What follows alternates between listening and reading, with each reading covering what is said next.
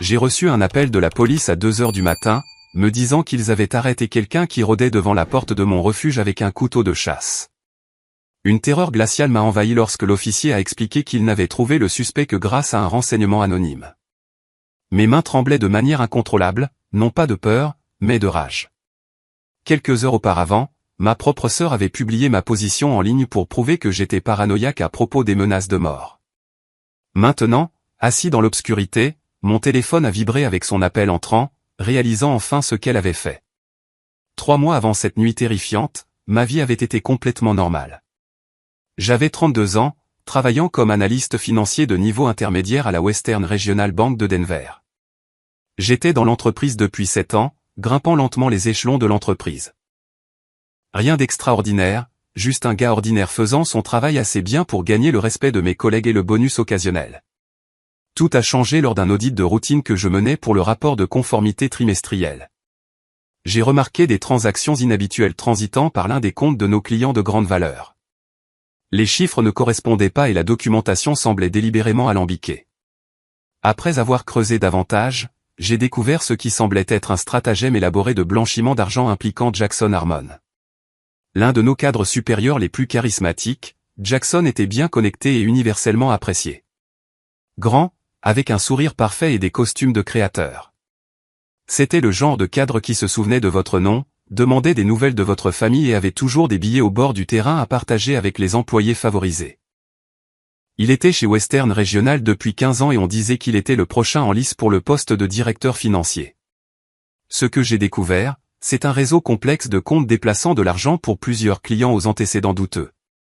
Les transactions étaient habilement déguisées. Mais une fois que j'ai repéré le schéma, il est devenu impossible de ne pas le voir.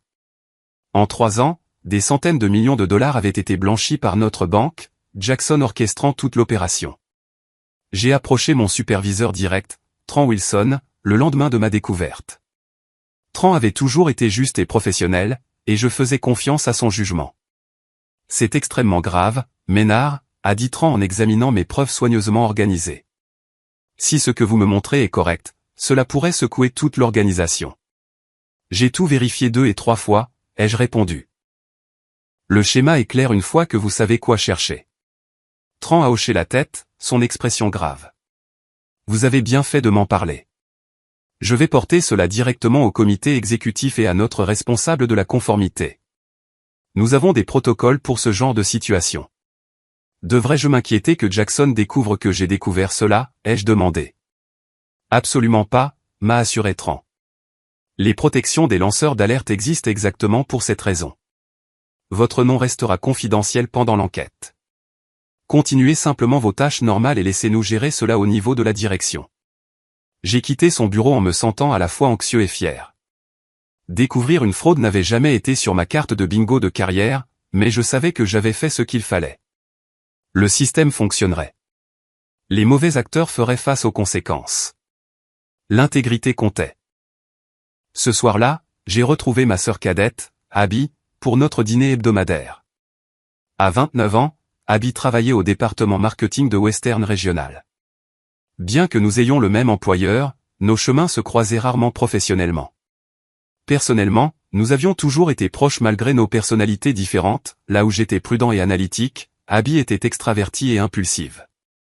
Tu sembles distrait ce soir, a-t-elle dit alors que nous mangions dans notre restaurant italien local préféré. Quelque chose s'est passé au travail ? J'ai hésité, mais j'ai finalement décidé de lui dire. Nous nous étions toujours confiés l'un à l'autre, et je faisais confiance à sa discrétion. J'ai gardé ma voix basse en expliquant ce que j'avais trouvé et ma rencontre avec Trent. Les yeux d'Abby se sont écarquillés. Jackson Harmon, tu es sérieux ? Il est pratiquement de la royauté chez Western. Les preuves sont claires, ai-je dit. Plusieurs comptes, des schémas cohérents, une documentation falsifiée. As-tu envisagé qu'il y ait peut-être une explication légitime, a-t-elle demandé. Jackson a toujours été super gentil avec tout le monde au marketing. Être gentil ne rend pas quelqu'un honnête, Abby. Les chiffres ne mentent pas, elle a enroulé des pattes autour de sa fourchette, l'air pensif.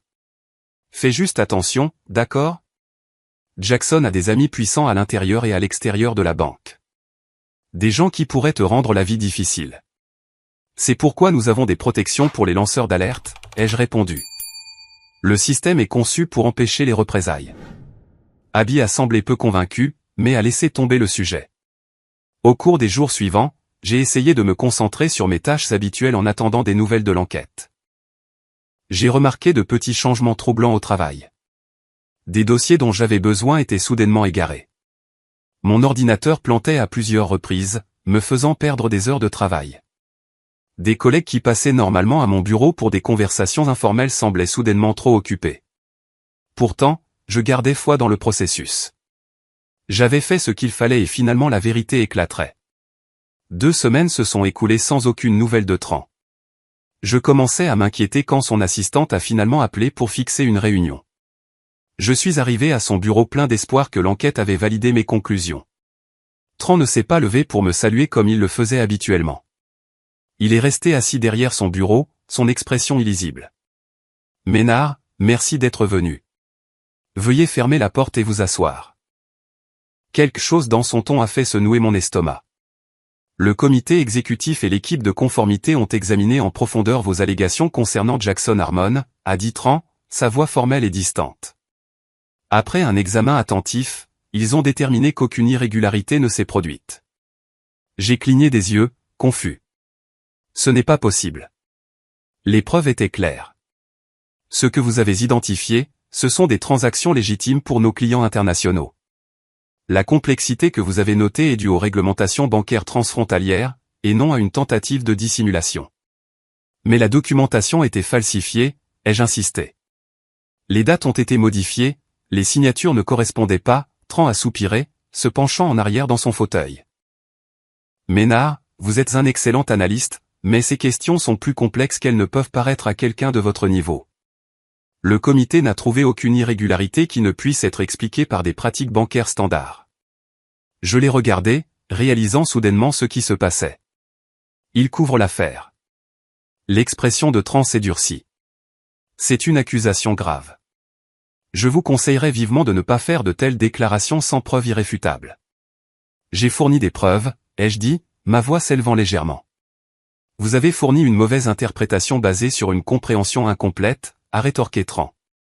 Je vous suggère de vous concentrer sur vos tâches réelles et de laisser cette affaire derrière vous.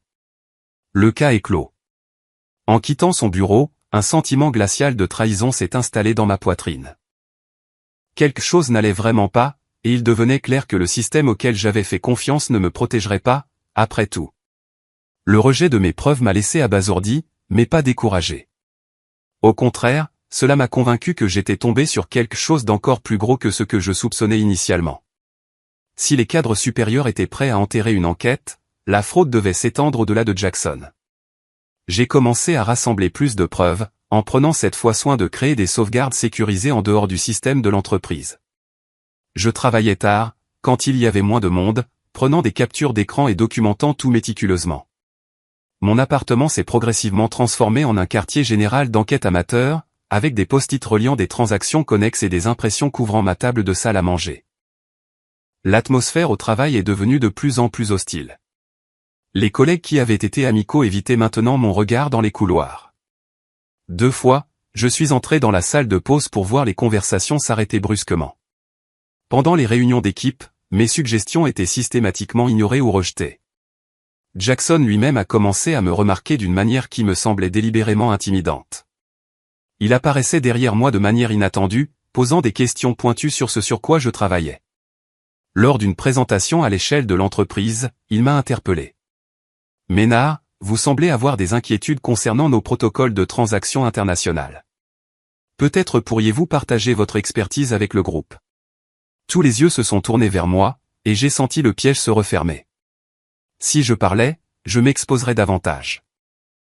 Si je restais silencieux, je semblerais incompétent. J'essayais juste de mieux comprendre les exigences en matière de documentation, ai-je répondu prudemment. J'apprécie la clarification fournie par l'équipe de conformité. Jackson a souri, mais cela n'a pas atteint ses yeux. Toujours heureux d'aider notre personnel plus junior à naviguer dans des questions complexes. La condescendance était claire, tout comme le message. Connais ta place. Les problèmes s'étendaient au-delà du travail. J'ai commencé à recevoir des appels anonymes à la maison à des heures indues. Des emails anonymes sont arrivés dans mon compte personnel, contenant des menaces vagues mais sans équivoque. Certaines questions sont dangereuses à poser, et les employés loyaux dorment mieux la nuit. Je me suis confié à mon ami de longue date, Drew Kaplan, qui travaillait dans la cybersécurité dans une entreprise technologique du centre-ville. Nous étions amis depuis l'université et je lui faisais implicitement confiance. Nous nous sommes rencontrés dans un café à plusieurs pâtés de maison de nos lieux de travail respectifs. Cela semble sérieux, Ménard, a dit Drew après avoir tout écouté. Si ces gens sont aussi connectés que vous le soupçonnez, ils pourraient avoir des ressources importantes pour vous rendre la vie difficile. Suis-je paranoïaque, ai-je demandé. Parfois, je me demande si je vois des conspirations là où il n'y en a pas, Drew a secoué la tête fermement. La fraude financière à ce niveau est toujours protégée par des personnes puissantes. Vos préoccupations sont légitimes. Laissez-moi vous aider à sécuriser votre empreinte numérique au moins. Au cours de la semaine suivante, Drew m'a aidé à mettre en place un email crypté, une authentification à 2 facteurs sur tous les comptes et m'a appris des techniques de contre-surveillance de base. C'était surréaliste de prendre de telles précautions, comme quelque chose sorti d'un film à suspense plutôt que de ma vie auparavant ordinaire. Ma petite amie Sarah, avec qui je sortais depuis 8 mois, était moins solidaire. Elle est devenue de plus en plus frustrée par ma préoccupation pour l'enquête sur la fraude. Tu ne parles plus que de ça, s'est-elle plainte un soir. Chaque conversation revient d'une manière ou d'une autre à Jackson et à des théories du complot. Ce ne sont pas des théories, ai-je insisté. J'ai vu les preuves de mes propres yeux. Alors, porte-les au FBI ou à quiconque s'occupe de la fraude bancaire, a-t-elle dit. Mais cette obsession te change. Tu es méfiant de tout. Tu sursautes à la moindre ombre. Je suis prudent parce qu'il y a une raison légitime de s'inquiéter. Sarah a rassemblé ses affaires en secouant la tête. Je tiens à toi, Ménard, mais je ne peux pas être avec quelqu'un qui voit des ennemis à chaque coin de rue. Appelle-moi quand tu auras réglé tout ça et décidé de revenir dans le monde réel. La porte s'est fermée derrière elle avec une finalité silencieuse. Une autre victime relationnelle de ma décision de parler. Même ma sœur Abby a commencé à prendre ses distances. Lorsque nous nous sommes rencontrés pour notre dîner hebdomadaire, elle semblait mal à l'aise et distraite. Les gens au travail parlent, a-t-elle admis à contre-cœur. Ils disent que tu as porté des accusations contre la haute direction, que tu crées des problèmes parce que tu as été écarté pour une promotion. C'est ridicule, ai-je dit. Je n'ai jamais voulu le poste de Jackson. Je sais, mais la perception compte. Certaines personnes suggèrent que tu pourrais être en dépression. Elle a tendu la main sur la table pour toucher la mienne. Maman et papa s'inquiètent aussi. Ils m'ont demandé si tu pourrais bénéficier de parler à quelqu'un de professionnel. La suggestion que j'avais besoin d'une aide psychiatrique plutôt que d'être pris au sérieux m'a profondément blessé. Leur as-tu dit ce que j'ai trouvé? Les preuves réelles? Abby a retiré sa main. J'ai essayé, mais ça semble compliqué et honnêtement un peu tiré par les cheveux quand on l'explique à quelqu'un en dehors de l'industrie. Alors, à la place, vous avez tous décidé que je traverse une crise de santé mentale. Personne ne dit ça exactement, a-t-elle rétropédalé. Juste que le stress peut faire voir des schémas qui n'existent peut-être pas, je me sentais de plus en plus isolé. Mon cercle de confiance se réduisant essentiellement à Drew. Même mes parents me regardaient avec inquiétude plutôt qu'avec soutien. La confirmation finale que mes préoccupations étaient justifiées est venue 3 semaines après ma rencontre avec Tran. Je suis rentré du travail pour trouver la porte de mon appartement légèrement entr'ouverte. L'adrénaline montant, je suis entré avec précaution pour trouver mon espace de vie méthodiquement fouillé. Les tiroirs étaient ouverts, les livres déplacés, les meubles légèrement repositionnés. Rien de valeur évidente n'avait été pris. Ma télévision, mon ordinateur portable et ma montre étaient toujours là. Mais mes notes de travail manquaient à mon bureau, et le disque dur de sauvegarde que j'avais caché dans un livre évidé avait disparu. Ce n'était pas un cambriolage au hasard. C'était un message ciblé. Il savait où j'habitais. Il pouvait entrer à volonté, et il surveillait chacun de mes mouvements. Le cambriolage m'a profondément secoué. J'ai immédiatement appelé la police, mais les agents qui sont intervenus ont semblé peu impressionnés par ce qu'ils ont vu. Pas d'effraction forcée, des appareils électroniques de valeur laissés derrière, a noté l'officier plus âgé, l'officier Brennan, alors qu'il remplissait un rapport à contre-cœur. Vous êtes sûr que vous n'avez pas simplement laissé la porte déverrouillée? Peut-être égarer les objets manquants. J'en suis certain, ai-je insisté. Quelqu'un a fouillé mon appartement spécifiquement pour ces dossiers. L'officier Brennan a échangé un regard sceptique avec son jeune partenaire.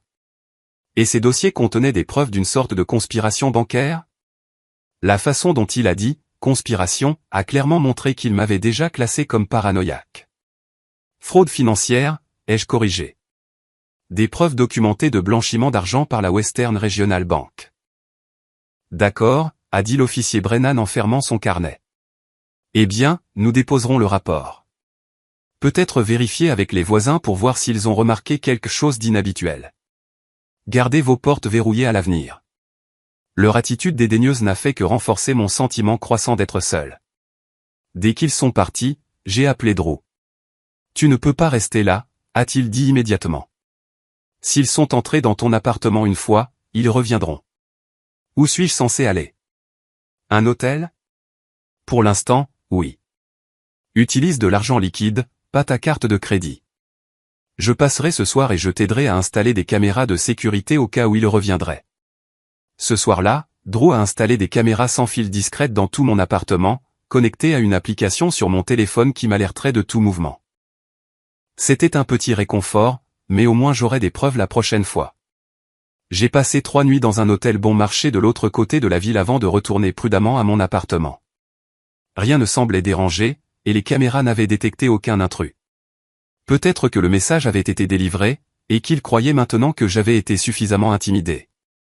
Puis la première menace de mort explicite est arrivée. Un message texte d'un numéro inconnu. Nous savons que tu prends le bus de 7h15 tous les matins. L'écharpe rouge que tu portais aujourd'hui te rend facile à repérer. Arrête de creuser ou arrête de respirer. J'avais en effet porté une écharpe rouge ce matin-là. Quelqu'un me suivait, observait ma routine. Mes mains tremblaient en montrant le message à Drew pendant le déjeuner. Cela dépasse les bornes, a-t-il dit sombrement. Ce n'est plus seulement de l'intimidation au travail. Tu dois porter ça à la police à nouveau. Ils ont à peine pris le cambriolage au sérieux. Alors nous trouverons quelqu'un qui écoutera. C'est une menace de mort claire. Nous sommes allés au poste de police cet après-midi-là avec le message texté les preuves du cambriolage de mes caméras de sécurité, qui avaient capturé des images de mes tiroirs vidés et de mes meubles déplacés à mon retour ce jour-là. Cette fois, nous avons été dirigés vers une détective nommée l'officier Patterson, une femme stable d'une 40aine d'années avec des cheveux gris courts et une attitude directe. Racontez-moi tout depuis le début, a-t-elle dit, prenant des notes détaillées alors que j'expliquais la découverte de la fraude, le rejet de l'enquête, l'hostilité croissante au travail, le cambriolage et maintenant la menace de mort. Contrairement aux agents de patrouille, Patterson a posé des questions réfléchies et a semblé prendre la situation au sérieux. La criminalité financière et la violence vont souvent de pair, a-t-elle dit quand j'ai eu fini. Les gens qui protègent des millions de dollars se limitent rarement aux méthodes légales pour résoudre les problèmes. Alors, vous me croyez, ai-je demandé, incapable de cacher mon soulagement. Je crois que vous avez fourni des preuves de menaces crédibles, a-t-elle répondu prudemment. Le message texte seul suffit à ouvrir une enquête.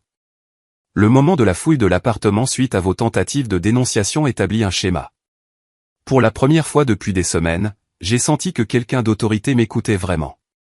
Que dois-je faire maintenant, ai-je demandé. D'abord, nous documentons tout et ouvrons un dossier officiel. Ensuite, vous prenez des précautions, variez vos routines, restez chez des amis si possible, restez conscient de votre environnement. J'ai hoché la tête, cataloguant déjà mentalement les changements que je pouvais apporter à mes habitudes quotidiennes. L'officier Patterson m'a tendu sa carte. Appelez-moi directement si quelque chose d'autre se produit, peu importe à quel point cela semble anodin. 2 jours plus tard, mon application de sécurité m'a alerté d'un mouvement près de ma voiture dans le garage souterrain de mon immeuble à 3 heures du matin. Les images montraient une silhouette encapuchonnée accroupie près de mon pneu avant. J'ai immédiatement appelé l'officier Patterson. Au moment où la police est arrivée, la personne était partie, mais l'inspection de ma voiture a révélé des preuves claires de sabotage des freins. Si j'avais conduit au travail ce matin-là, j'aurais probablement perdu la fonction de freinage en descendant la colline escarpée sur mon trajet habituel. C'est une tentative de meurtre, a déclaré l'officier Patterson sans ambages. Nous sommes au-delà des menaces maintenant. Elle a organisé un examen médico-légal de mon véhicule et a augmenté les patrouilles près de mon appartement, mais nous savions toutes les deux que ces mesures étaient insuffisantes contre des agresseurs déterminés. J'ai une suggestion, a-t-elle dit. Nous avons un programme de logement sécurisé temporaire pour les témoins et les victimes dans des situations de menace active. Ce n'est pas la protection des témoins, mais cela vous donnerait un lieu sûr pendant que nous enquêtons et montons un dossier. Vous voulez dire quitter mon appartement? Pour combien de temps? Jusqu'à ce que nous puissions identifier et appréhender quiconque est derrière ces menaces. Ça pourrait être des jours, ça pourrait être des semaines. L'idée d'abandonner ma maison ressemblait à une autre victoire pour Jackson et ses alliés, mais l'alternative était potentiellement fatale. J'ai accepté l'arrangement de logement sécurisé. Avant de déménager, j'ai dîné avec ma famille, espérant un soutien dans cette situation de plus en plus dangereuse. Nous nous sommes rencontrés chez mes parents, Abby nous rejoignant. Je ne leur avais pas encore parlé du sabotage des freins, mais je devais expliquer pourquoi je serais injoignable dans un lieu sécurisé. Le dîner a commencé agréablement. Avec le rôti de bœuf familier de ma mère et les histoires de mon père sur sa partie de golf. Lorsque le repas touchait à sa fin, j'ai abordé le sujet. Je dois vous dire à tous quelque chose d'important, ai-je commencé. La situation au travail s'est considérablement aggravée. J'ai expliqué les menaces, le cambriolage et enfin le sabotage des freins, regardant leurs expressions passer de l'intérêt poli à l'inquiétude, et dans le cas d'Abby, à un scepticisme indubitable. La police prend cela très au sérieux, ai-je conclu. L'officier Patterson a organisé un logement sécurisé pour moi jusqu'à ce qu'ils puissent appréhender les responsables. Ma mère a pris ma main sur la table. C'est terrifiant, chérie. Es-tu sûr que tu ne serais pas plus en sécurité en démissionnant et en déménageant hors de l'État pendant un certain temps? S'enfuir ne résoudrait rien, maman. Ces gens doivent être tenus responsables.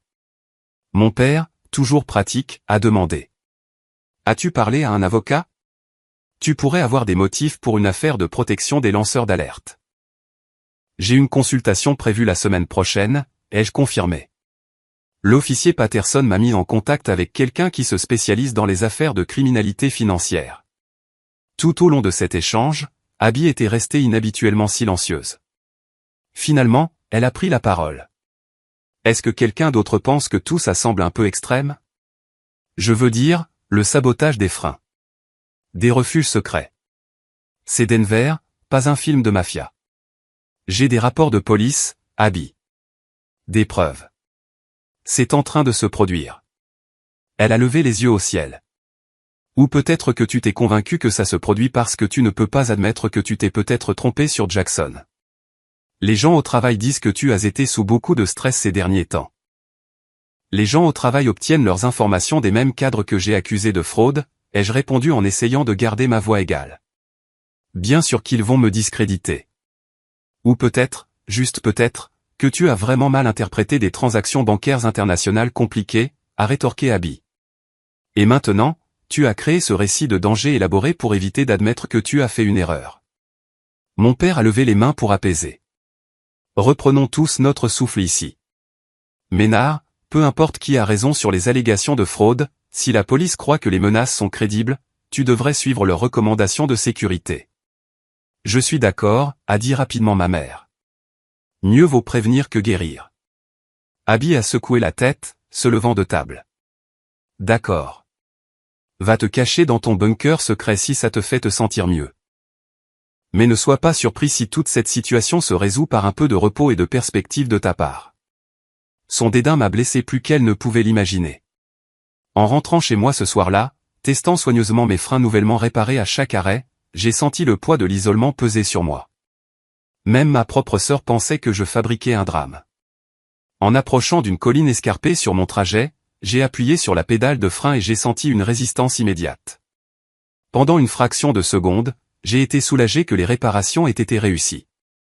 Puis soudain, la pédale est allée complètement au plancher sans aucune résistance. Je n'avais plus de frein. La voiture a commencé à accélérer dans la descente, les phares éclairant le virage serré devant. Mon cœur a cogné contre mes côtes alors que je pompais désespérément la pédale de frein inutile. Dans un moment de clarté, au milieu de la panique, je me suis souvenu des conseils de mon moniteur de conduite d'il y a des années sur la défaillance des freins. J'ai rétrogradé rapidement, le moteur hurlant de protestation, et j'ai tiré le frein à main tout en dirigeant la voiture vers une glissière de sécurité latérale conçue pour ralentir les véhicules. La voiture a frémi violemment, du métal raclant contre du métal avec un son horrible, mais a progressivement perdu de l'élan jusqu'à s'arrêter finalement, à quelques mètres du virage qui m'aurait envoyé faire une chute de 30 pieds. Tremblant de manière incontrôlable, j'ai appelé l'officier Patterson. En attendant la police et une dépanneuse, une pensée se répétait dans mon esprit. Il ne s'agissait plus de dénonciation ou de fraude d'entreprise. Quelqu'un voulait ma mort, et ils avaient presque réussi. L'officier Patterson m'a personnellement escorté au refuge le lendemain. Le modeste appartement de 2 chambres était situé dans un immeuble sécurisé d'un quartier calme de l'autre côté de la ville. Son adresse n'était connue que d'une poignée d'officiers de confiance impliqués dans l'affaire. L'unité a des portes renforcées, des caméras de sécurité et un système d'alarme connecté directement à notre centre de répartition, a-t-elle expliqué en entrant. Le bâtiment nécessite un accès par carte-clé, et la réception est ouverte 24 heures sur 24. J'ai examiné ce qui serait ma maison pour un avenir prévisible. Un mobilier de base, des couleurs neutres, impersonnelles, mais fonctionnelles. Combien de temps pensez-vous que je devrais rester ici, ai-je demandé. Patterson a posé mon sac dans la chambre principale. Cela dépend de la rapidité avec laquelle nous pouvons monter un dossier. Avec vos freins sabotés 2 fois, nous avons des preuves claires de tentative de meurtre. Mais le relier à des individus spécifiques prendra du temps. Et si vous ne pouvez pas faire ce lien? Son expression était sympathique mais directe. Alors nous devrons discuter d'options à plus long terme pour votre sécurité. Mais concentrons-nous d'abord sur les étapes immédiates. Ces étapes comprenaient une rencontre avec l'adjointe du procureur de district Marquet, une femme aux yeux vifs spécialisée dans les crimes financiers. Elle est arrivée au refuge le lendemain matin, accompagnée de l'officier Patterson.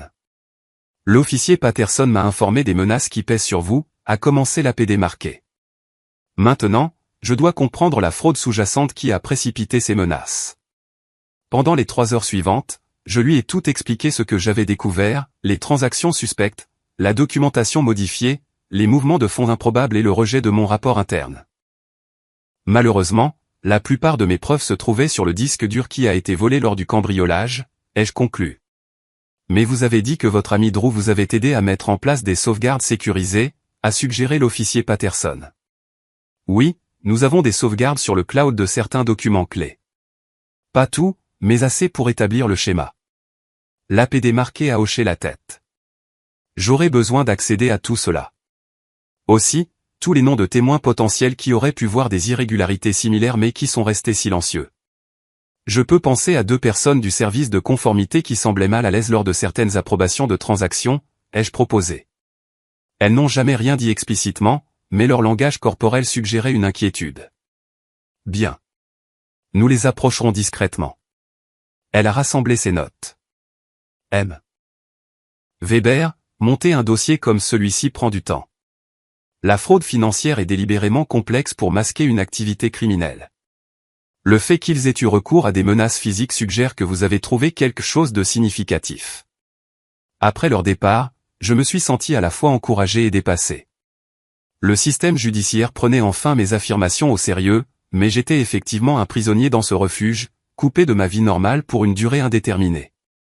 Drew m'a rendu visite ce soir-là, apportant des vêtements supplémentaires, des provisions et un ordinateur portable sécurisé. Sa présence familière était un point d'ancrage au milieu du chaos.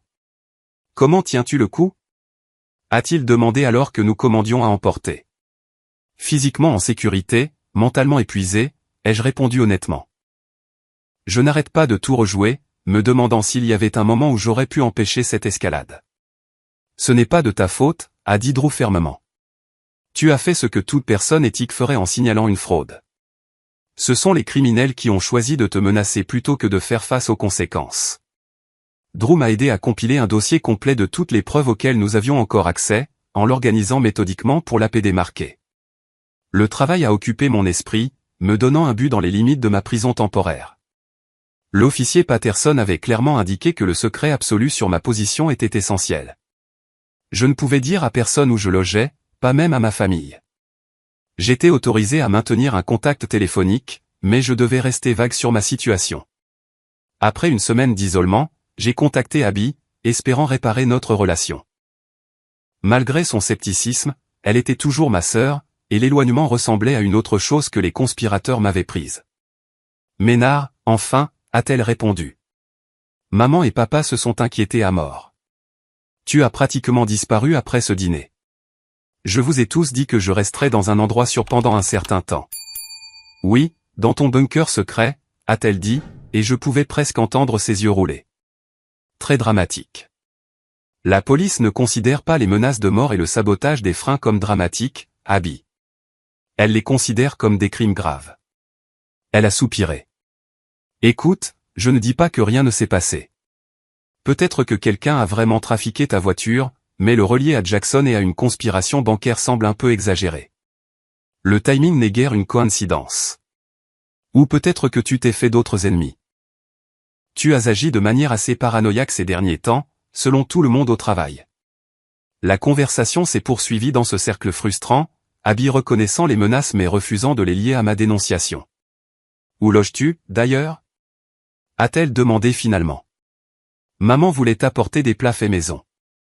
Je ne peux pas divulguer ma position. C'est tout l'intérêt d'un refuge. Oh mon Dieu, Ménard, ça devient ridicule. Tu te caches de tueurs à gages imaginaires pendant qu'une enquête policière traîne sans aucune arrestation. Ça ne te dit rien ? Ça me dit que ces gens sont bien connectés et prudents, ai-je répondu, ma patience s'épuisant. Ou ça te dit que ta théorie du complot bancaire n'est que ça, une théorie. Pendant ce temps, tu détruis ta carrière et tu inquiètes nos parents parce que tu ne peux pas admettre que tu t'es peut-être trompé. La conversation s'est mal terminée, nous laissant tous les deux frustrés et pas plus proches de nous comprendre. J'ai fixé mon téléphone un long moment après, sentant le fossé entre nous s'élargir au-delà de toute réparation. 2 jours plus tard, Drew a appelé avec des nouvelles troublantes. « Je pense que tu devrais savoir quelque chose », a-t-il dit, sa voix inhabituellement sérieuse. « Je viens de voir Abby déjeuner avec Jackson Harmon à l'amont. Mon estomac s'est noué. »« Tu es sûr ?»« Positif. Je rencontrais un client à proximité et je les ai vus par la fenêtre. Ils semblaient très à l'aise ensemble, riant, se penchant l'un vers l'autre. C'était peut-être une réunion de marketing, ai-je suggéré, bien que je n'y crois pas moi-même. L'Amont était un restaurant français cher, pas un lieu typique pour des discussions de travail. Peut-être, a dit Drew, peu convaincu. Mais j'ai pensé que tu devrais le savoir.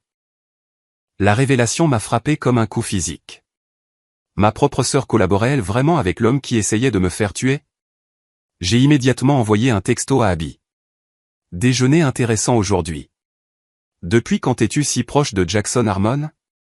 Sa réponse est arrivée 30 minutes plus tard.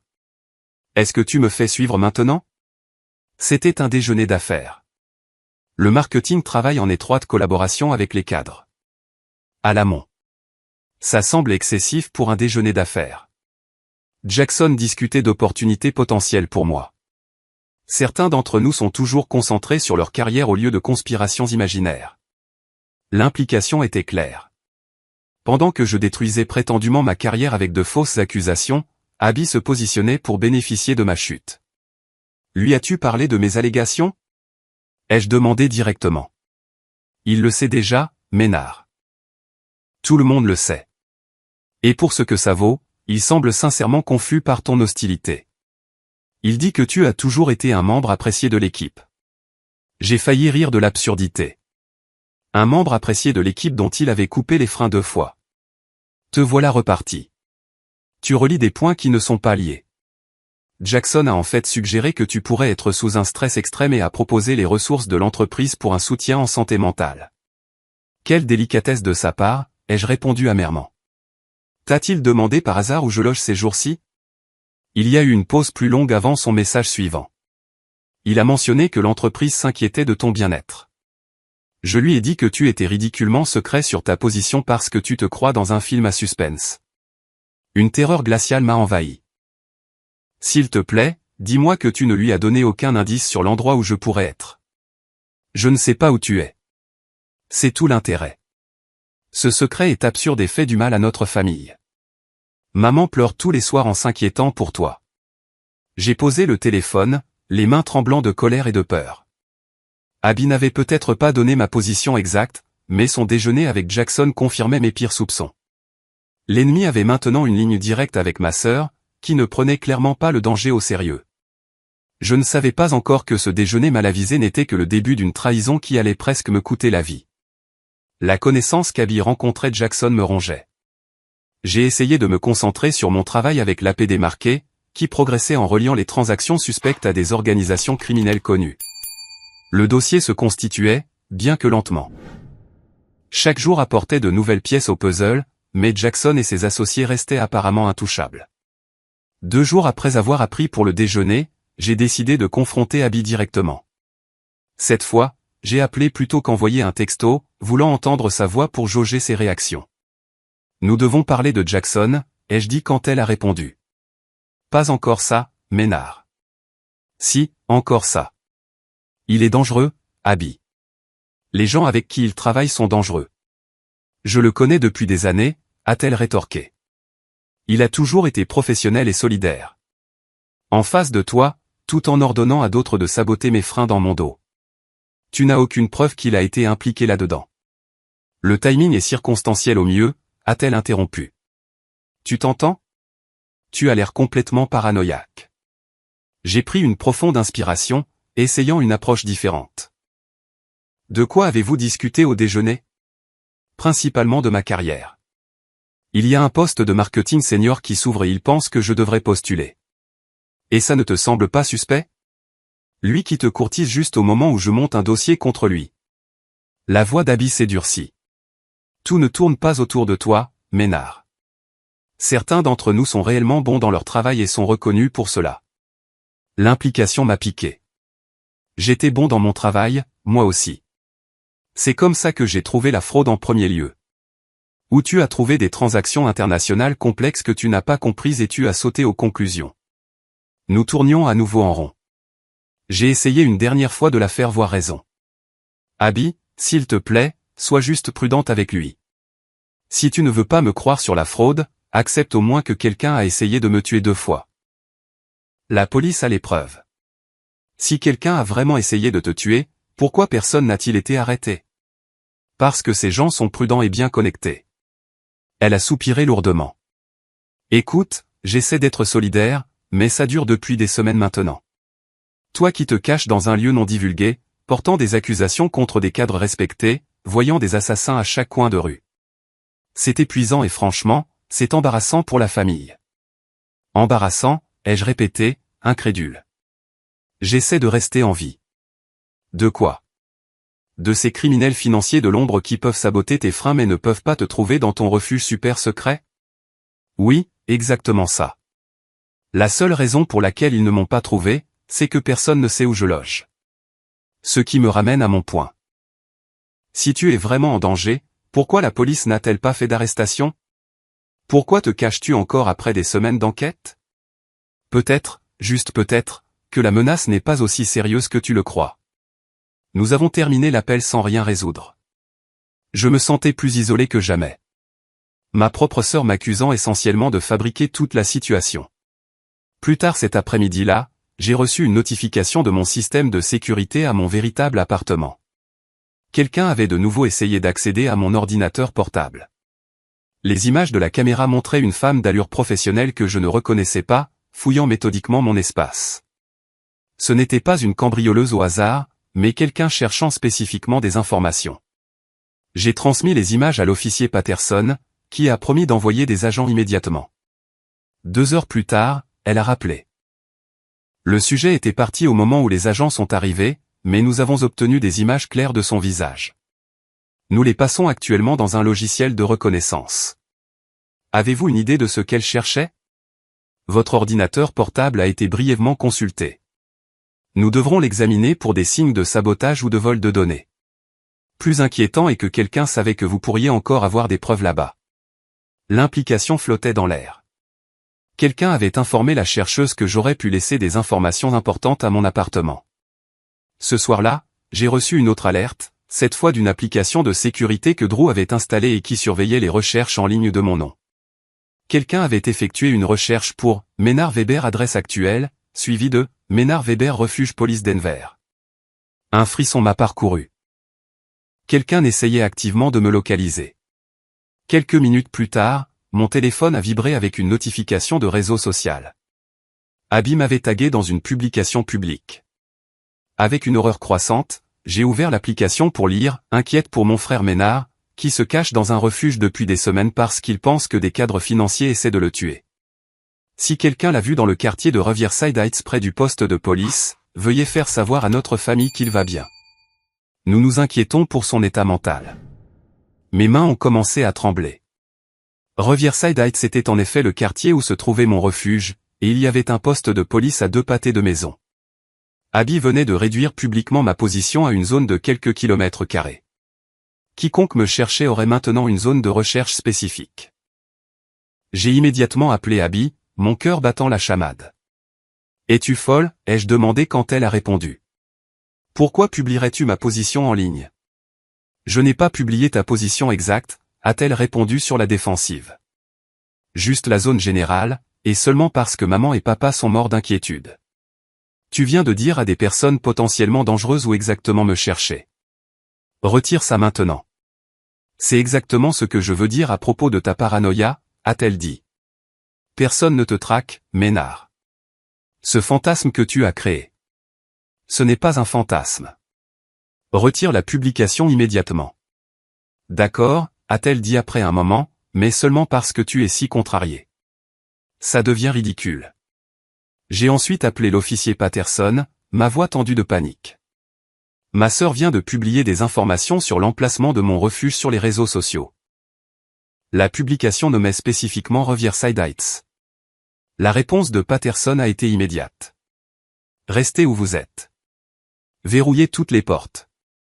N'approchez pas des fenêtres. J'envoie des agents maintenant. Je me suis éloigné des fenêtres comme on me l'avait demandé, éteignant toutes les lumières et m'asseyant dans l'obscurité dans le couloir entre les pièces. Mon téléphone a de nouveau vibré, Abby rappelant, mais je l'ai ignoré. Le mal était déjà fait. 20 minutes plus tard, mon téléphone a sonné avec un numéro inconnu. J'ai failli l'ignorer, mais quelque chose m'a dit de répondre. Monsieur Weber, c'est l'officier Daniels de la police de Denver. Je suis devant votre immeuble avec mon partenaire. Nous avons reçu un renseignement anonyme sur une activité suspecte près de votre appartement. L'officier Patterson vous a-t-elle envoyé? Non, monsieur. C'est passé par la répartition. Un citoyen inquiet a signalé un homme rôdant près de l'entrée de votre immeuble, peut-être armé. Ma gorge s'est asséchée. N'approchez pas de mon unité. Appelez immédiatement l'officier Patterson. J'ai raccroché et j'ai appelé Patterson moi-même, relayant la conversation. Restez exactement où vous êtes, a-t-elle ordonné. Ce ne sont pas mes agents. J'ai une équipe en route. Est à 3 minutes. La sécurité de l'immeuble a été alertée. Les 15 minutes suivantes ont été les plus longues de ma vie. Je suis resté assis dans le couloir sombre, le téléphone serré dans ma main, à l'écoute de tout bruit à la porte. Finalement, mon téléphone a de nouveau sonné. Ménard, c'est Patterson. Nous sécurisons le bâtiment maintenant. Êtes-vous toujours en sécurité? Oui, ai-je murmuré. Personne n'a essayé d'entrer. Bien. Ne bougez pas jusqu'à ce que je frappe personnellement à votre porte. 10 minutes plus tard, un coup ferme est venu. Ménard, c'est Patterson. La phrase de code est levée de soleil oiseau bleu. Nous avions établi cette méthode de vérification lorsque j'ai emménagé pour la première fois dans le refuge. J'ai ouvert la porte pour trouver Patterson et 2 officiers en uniforme.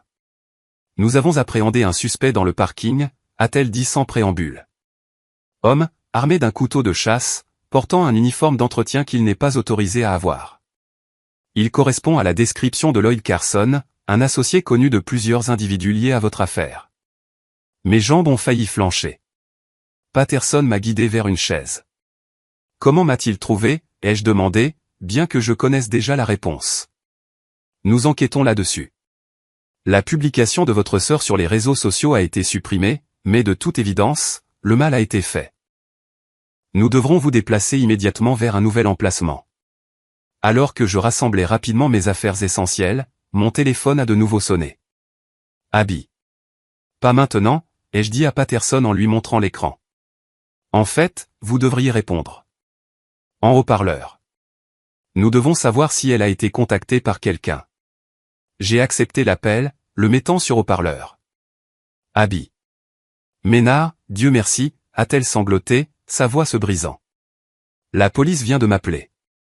Ils ont dit qu'ils ont attrapé quelqu'un qui essayait de s'introduire dans ton appartement avec un couteau. Je ne croyais pas. Je n'ai jamais pensé. C'est vrai, ai-je dit, ma voix plate. Ils l'ont trouvé dans le parking. Il portait un faux uniforme d'entretien pour accéder à l'immeuble. Je suis tellement désolé, a-t-elle pleuré. Je pensais que tu étais paranoïaque. Je n'aurais jamais rien posté si j'avais vraiment cru que tu étais en danger. Quelqu'un vous a-t-il contacté après que vous ayez fait cette publication? A interjeté Patterson. Qui est-ce? A demandé Abby. Officier Patterson, police de Denver. Quelqu'un vous a-t-il contacté après que vous ayez publié la position générale de votre frère? Il y a eu une pause. J'ai reçu un texto d'un numéro que je ne reconnaissais pas. Ils ont dit qu'ils étaient un vieil ami de Ménard de l'université qui vivait à Riverside Heights et voulait prendre de ses nouvelles. Avez-vous répondu? A insisté Patterson. Oui, a admis Abby, sa voix petite. Je leur ai dit que Ménard logeait près du poste de police sur Maple Street. Ils semblaient si inquiets. Ils ont dit qu'ils voulaient lui déposer de la nourriture. Patterson et moi avons échangé des regards sombres. Mademoiselle Weber, nous aurons besoin que vous veniez au poste immédiatement pour faire une déclaration officielle. Ne parlez à personne d'autre de cette affaire. Après avoir terminé l'appel, Patterson s'est tourné vers moi. Nous devons agir vite. Le refuge secondaire est préparé. Mes agents créeront une diversion pendant que nous vous escorterons par l'entrée de service. En rassemblant mes affaires, la réalité de ce qui venait de se passer m'a frappé. L'incrédulité de ma propre sœur avait failli me tuer. Les gens qui me poursuivaient avaient maintenant la confirmation que j'étais protégé par la police, et ils étaient assez audacieux pour tenter une attaque malgré la proximité d'un poste de police. Il ne s'agissait plus de dénonciation ou de conséquences professionnelles. C'était une question de vie ou de mort. Et malgré toutes mes précautions, j'étais passé à quelques minutes d'affronter mon potentiel tueur. Armé seulement de l'obscurité et d'un téléphone portable. Le nouveau refuge était un loft industriel converti dans un immeuble sécurisé du centre-ville, loin de Riverside Heights. Par mesure de précaution supplémentaire, l'officier Patterson a fait en sorte qu'un lieu de diversion soit établi sous surveillance policière pour attraper toute autre personne qui pourrait venir me chercher. Le suspect que nous avons appréhendé est Lloyd Carson, m'a informé Patterson le lendemain matin. Il a un casier judiciaire pour agression et est connu pour fournir des services à certaines entités financières cherchant à résoudre des problèmes en dehors des canaux officiels. Un tueur à gages, ai-je traduit. Essentiellement, bien que peu sophistiqué. Lors de l'interrogatoire initial, il a affirmé avoir été engagé par un intermédiaire et n'avoir jamais rencontré directement son employeur. Pratique, en effet, mais nous mettons la pression. Son avocat évoque déjà la possibilité d'un accord en échange d'informations. Les jours suivants ont été un tourbillon d'entretiens, d'examens de preuves et de consultations juridiques. L'APD marquait monter un dossier solide contre Jackson et plusieurs associés sur la base des dossiers financiers que Drew et moi avions réussi à préserver. La tentative d'attaque avait en fait accéléré l'enquête, apportant des ressources supplémentaires et l'attention des autorités supérieures. Le FBI a officiellement rejoint l'enquête, a annoncé Marquet lors de l'une de nos réunions. Les crimes financiers de cette ampleur entre États relèvent de leurs compétences. Cela nous donne accès à des ressources et à une expertise supplémentaire. Pour la première fois, j'ai eu l'espoir que justice puisse réellement être rendue. La tentative très réelle sur ma vie avait transformé une enquête financière complexe en une affaire prioritaire avec des accusations de tentative de meurtre sur la table. Abby avait été dévastée par son rôle dans l'attaque. Selon Patterson, elle avait passé des heures au poste de police, fournissant chaque détail de ses interactions avec Jackson et le mystérieux expéditeur de textos qui lui avait soutiré ma position. 5 jours après l'attaque, j'ai finalement accepté de lui parler par téléphone. Je ne sais même pas quoi dire, a-t-elle commencé, sa voix rauque de pleurs. Désolé semble complètement inadéquat. Pourquoi ne m'as-tu pas cru, Abby? Après tout ce que je t'ai dit, les preuves, l'implication de la police, pourquoi as-tu fait confiance à Jackson à la place? Elle est restée silencieuse un moment. Il était si convaincant. Il semblait sincèrement inquiet pour toi. Il parlait de la façon dont le stress peut amener les gens à voir des conspirations là où il n'y en a pas. Et je suppose qu'une partie de moi ne voulait pas croire qu'une chose aussi terrible puisse se produire. Cette chose terrible a failli me tuer. Je sais, a-t-elle murmuré. Je ne me le pardonnerai jamais. Jackson t'a-t-il directement demandé où j'étais? Une autre pause. Pas directement. Il a mentionné que l'entreprise s'inquiétait de ton bien-être. Il se demandait si tu étais quelque part en sécurité. J'ai dit que tu étais secret, mais que je pensais que tu étais sous protection policière quelque part. Et après ça, il a suggéré le poste de marketing senior? Oui, a-t-elle admis. La réalisation lui venant apparemment pour la première fois. Il en a parlé juste après cette conversation. Nous avons parlé pendant près d'1 heure. Abby complétant des pièces que je ne connaissais pas. Selon elle, Jackson la cultivait comme source d'information depuis des semaines, commençant par des invitations à déjeuner informels pour discuter de sa carrière, orientant progressivement les conversations vers mon comportement inquiétant et mes accusations infondées. Je me sens si stupide, a-t-elle dit. Il m'a parfaitement joué. Il est doué pour la manipulation. C'est comme ça qu'il s'en est tiré avec la fraude pendant des années. La conversation a été difficile mais nécessaire. À la fin, une partie de la blessure vive avait commencé à guérir. Abby a promis de coopérer pleinement à l'enquête, offrant de témoigner sur les tentatives de Jackson de l'utiliser pour me localiser. 2 jours plus tard, Lloyd Carson a accepté un accord de plaidoyer en échange d'informations sur ses employeurs. Il a confirmé avoir été engagé par un intermédiaire lié à Jackson avec pour instruction de me faire taire. Le couteau, a-t-il affirmé, n'était destiné qu'à l'intimidation, bien que ni Patterson ni moi n'ayons cru à cette explication. Avec le témoignage de Carson et les preuves financières, le dossier contre Jackson se renforçait de jour en jour. L'APD marqué a obtenu des mandats pour accéder au dossier financier personnel de Jackson, révélant des paiements à l'intermédiaire de Carson qui coïncidaient avec les incidents de sabotage des freins et l'attaque au refuge. L'implication du FBI a exercé une pression supplémentaire. Des agents ont interrogé d'autres employés de la banque, en trouvant d'eux qui ont corroboré des aspects de mes allégations après avoir obtenu l'immunité. La conspiration se dénouait, avec Jackson au centre. 10 jours après l'incident du refuge, j'ai été escorté au palais de justice pour fournir un témoignage officiel devant un grand jury. Le bâtiment était sécurisé avec des agents postés partout, mais je me sentais encore exposé pour la première fois depuis des semaines. Alors que j'attendais dans une salle privée avant de témoigner, la porte s'est ouverte pour révéler l'APD marqué. Il y a eu un développement significatif, a-t-elle dit en fermant la porte derrière elle. Le FBI vient d'arrêter Jackson et 3 de ses associés à Western Regional. Ils sont en train d'être amenés en ce moment même. Une vague de soulagement m'a envahi. Pour quel chef d'accusation? Blanchiment d'argent, complot, fraude et complot en vue de commettre un meurtre. Votre témoignage aujourd'hui aidera à garantir que les inculpations tiennent. Quand je suis entré dans la salle du grand jury, j'ai ressenti un calme étrange. Pendant des mois, je m'étais battu pour être entendu, pour que la vérité soit reconnue. Maintenant, 23 citoyens entendraient cette vérité directement de ma bouche. J'ai parlé pendant près de 3 heures, expliquant méthodiquement la fraude que j'avais découverte, le rejet de mon rapport interne, les menaces croissantes et finalement l'attaque au refuge. Les jurés ont écouté attentivement, beaucoup prenant des notes, leurs expressions passant du scepticisme au choc au fur et à mesure que l'histoire se déroulait. Au moment où j'ai terminé, il y avait un sentiment palpable d'indignation dans la pièce. La présidente a posé plusieurs questions pointues qui suggéraient qu'il penchait déjà vers une inculpation.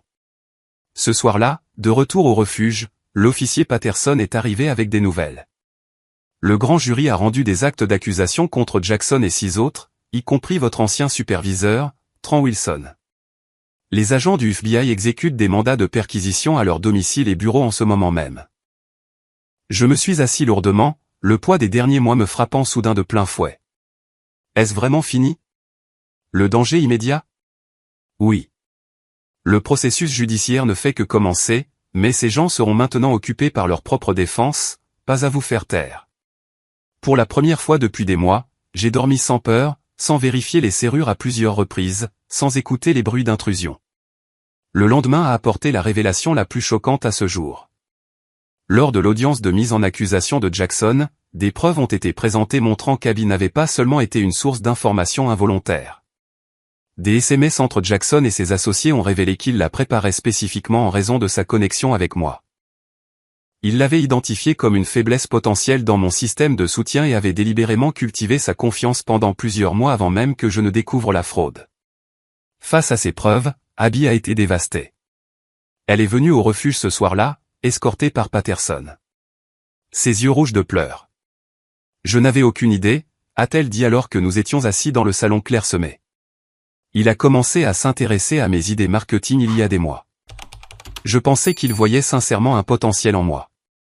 Il voyait le potentiel de t'utiliser, ai-je corrigé, incapable d'empêcher l'amertume de ma voix. Je le sais maintenant. Elle a levé les yeux, son expression brute de culpabilité. Le FBI m'a montré des SMS où il discutait spécifiquement de m'utiliser pour obtenir des informations sur toi. Il m'a appelé la sœur idiote utile dans l'un d'eux. Malgré ma colère face à ses actions, l'avoir si profondément manipulée et rejetée a réveillé mes instincts protecteurs. Tu n'as pas été la seule qui l'a trompé, Abby. La moitié de la banque pensait qu'il était brillant et charmant. Mais aucun d'eux n'a failli faire tuer son frère à cause de ça. Nous sommes restés assis en silence un moment. Le poids de tout ce qui se trouvait entre nous. Je ne sais pas comment réparer ça, a-t-elle finalement dit. Je t'ai trahi de la pire des manières. Tu peux commencer par témoigner. Dis la vérité sur tout ce que Jackson a fait. Comment il t'a manipulé, ce qu'il a demandé sur moi. Elle a hoché la tête fermement. Je le ferai, je le promets. Alors qu'elle partait ce soir-là, escortée jusqu'à son appartement où elle avait maintenant une protection policière en tant que témoin, j'ai senti les premiers pas timides vers le pardon. Abby avait fait de terribles erreurs, mais Jackson avait délibérément exploité sa confiance et sa loyauté familiale. Le vrai méchant restait clair. Le lendemain matin, la nouvelle des arrestations a éclaté. L'action de la Western Regional Bank a chuté alors que les détails de l'opération de blanchiment d'argent devenaient publics. Les journalistes campaient devant le siège de la banque et les analystes financiers spéculaient sur la survie de l'institution face au scandale. L'officier Patterson est arrivé avec l'agent du FBI Callaway pour me tenir au courant de l'enquête. Nous avons trouvé des preuves que l'opération de blanchiment d'argent était encore plus importante que ce que vous aviez initialement découvert, a expliqué l'agent Callaway.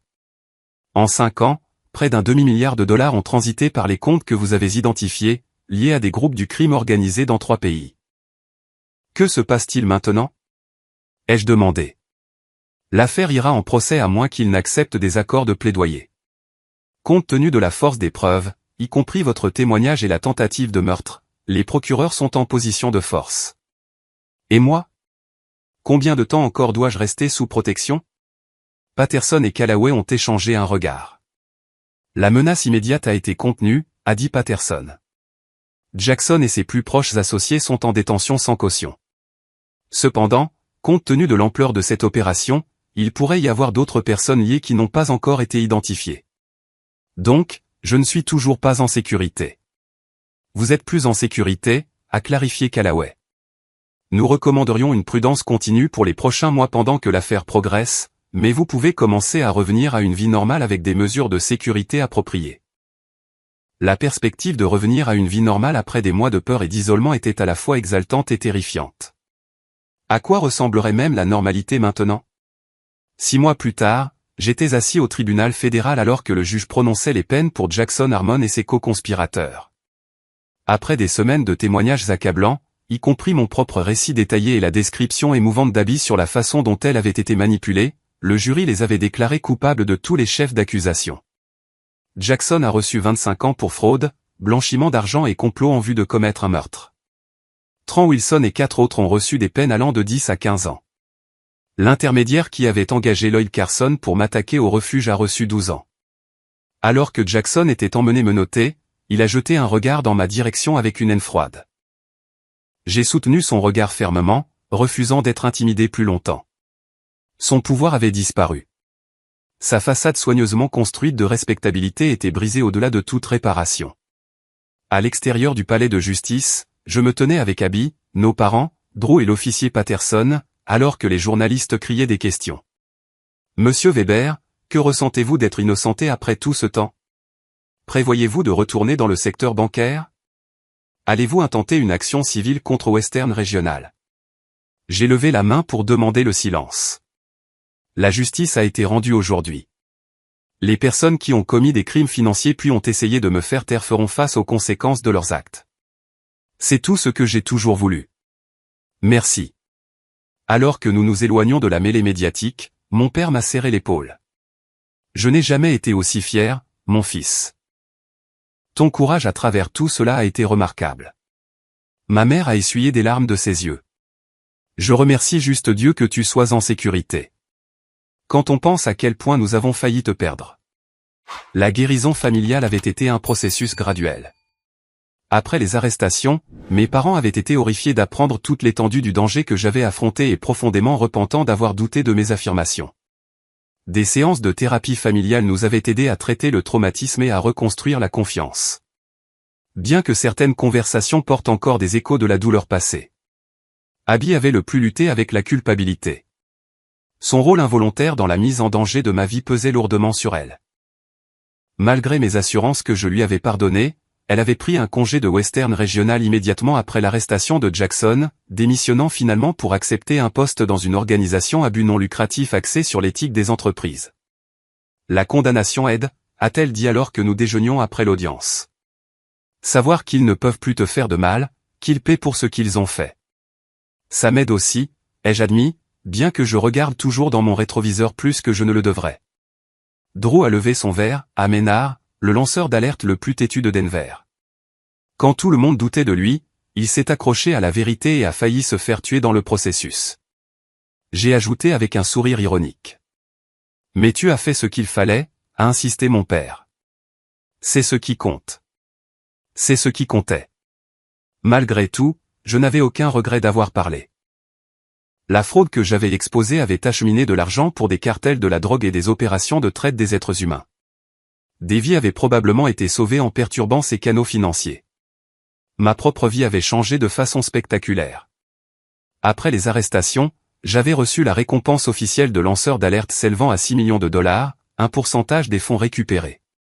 Plus important encore, j'avais été approché par le Financial Crime Enforcement Network, un bureau du département du Trésor, avec une offre d'emploi.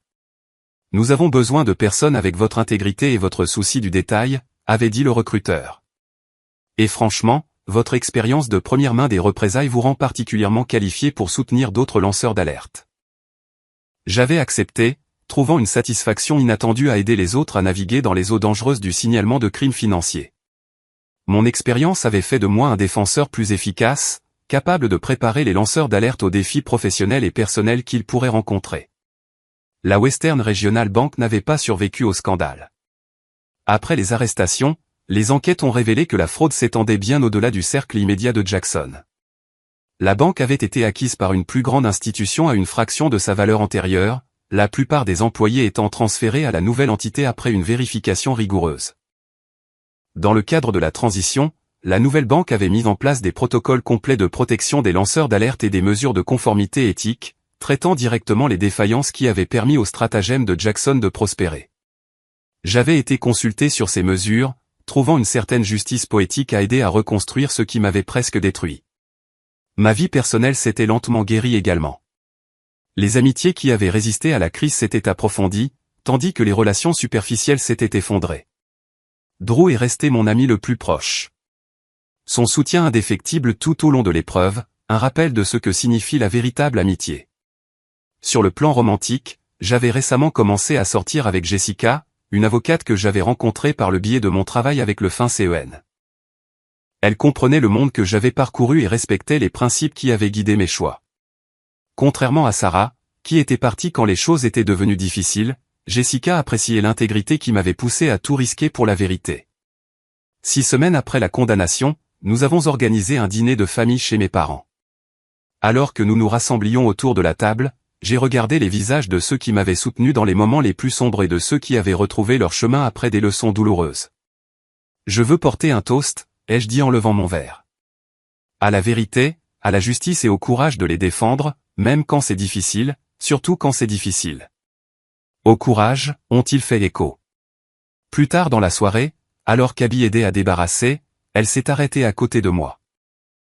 Je pensais à quelque chose aujourd'hui, a-t-elle dit doucement. Quand tout ça a commencé, je ne comprenais pas pourquoi tu risquerais tout pour des irrégularités bancaires. Ça semblait si abstrait par rapport à ta sécurité, ta carrière.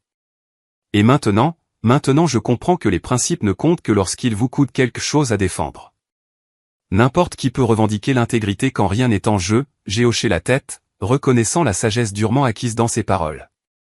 La partie la plus étrange, c'est que je n'ai jamais eu l'intention d'être un lanceur d'alerte ou une sorte de croisée morale. Je ne pouvais simplement pas détourner le regard une fois que j'ai vu ce qui se passait. C'est ça le vrai courage, a-t-elle répondu. Pas l'absence de peur, mais faire ce qui est juste malgré la peur. Dans les mois qui ont suivi, j'ai été invité à prendre la parole à des conférences et à des panels d'éthique sur mon expérience. Bien que parler en public n'ait jamais été ma force, j'ai trouvé un but à partager les leçons que j'avais apprises sur la responsabilité des entreprises, la protection des lanceurs d'alerte et le coût personnel de la défense de la vérité. Lors d'un de ces événements, un jeune analyste financier s'est approché de moi après ma présentation, clairement nerveux. Je pense que j'ai peut-être trouvé quelque chose de similaire dans mon entreprise, a-t-il confié. Mais après avoir entendu votre histoire, je suis terrifié de ce qui pourrait arriver si je parle. J'ai reconnu la peur dans ses yeux. La même peur qui m'avait tenu éveillé pendant d'innombrables nuits. Le système est imparfait, lui ai-je dit honnêtement. Mais il existe des ressources et des protections qui n'étaient pas disponibles quand j'ai traversé cela. Et maintenant, il y a des gens comme moi qui peuvent vous aider à vous guider dans le processus. Je lui ai donné ma carte, promettant de le mettre en contact avec les bonnes autorités et les réseaux de soutien. Alors qu'il s'éloignait, l'air légèrement moins accablé, j'ai réalisé que mon épreuve avait créé des ondes que je n'aurais jamais pu anticiper, empêchant potentiellement de futures fraudes et protégeant d'autres lanceurs d'alerte de l'isolement que j'avais connu. 1 an après l'incident du refuge, j'ai organisé un petit rassemblement pour marquer l'anniversaire. Drew, Jessica, mes parents, Abby et l'officier Patterson, devenu une amie proche, m'ont rejoint dans ma nouvelle maison, un condominium sécurisé dans un quartier différent de Denver. Alors que nous dînions sur la terrasse, Patterson a levé son verre. À la survie, à la justice et au nouveau départ. Et à la famille, ai-je ajouté, croisant le regard d'Abby de l'autre côté de la table.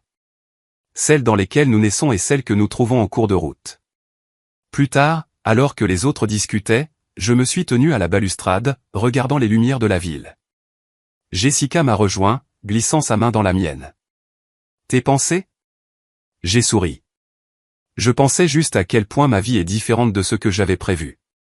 Il y a 1 an, je me cachais dans un refuge, terrifié et isolé. Maintenant, j'ai un but, une communauté, même un bonheur que je n'attendais pas, parce que tu as tenu bon quand c'était le plus important, a-t-elle dit. Et parce que j'ai appris sur qui je pouvais vraiment compter, ai-je répondu en regardant en arrière le petit groupe de personnes qui avaient prouvé leur loyauté dans les moments les plus difficiles. Le chemin avait été incroyablement difficile, pavé de trahison, de dangers et de pertes profondes. Mais il avait aussi révélé des forces que je ne savais pas posséder, et des liens plus authentiques que tous ceux que j'avais connus auparavant. Finalement, la vérité ne m'avait pas seulement libéré, mais m'avait donné une vie avec un sens plus profond que celle que j'avais laissée derrière moi. Debout dans la sécurité de ma nouvelle maison, entouré de personnes qui avaient fait preuve d'une véritable loyauté, j'ai réalisé que la leçon la plus précieuse ne concernait pas les crimes financiers ou l'éthique des entreprises, mais le courage de se tenir seul pour la vérité quand c'est nécessaire, et la sagesse de reconnaître les véritables alliés parmi ceux qui prétendent vous soutenir. Certaines vérités ont un prix terrible. Mais sans des personnes prêtes à payer ce prix, la justice reste un mot vide.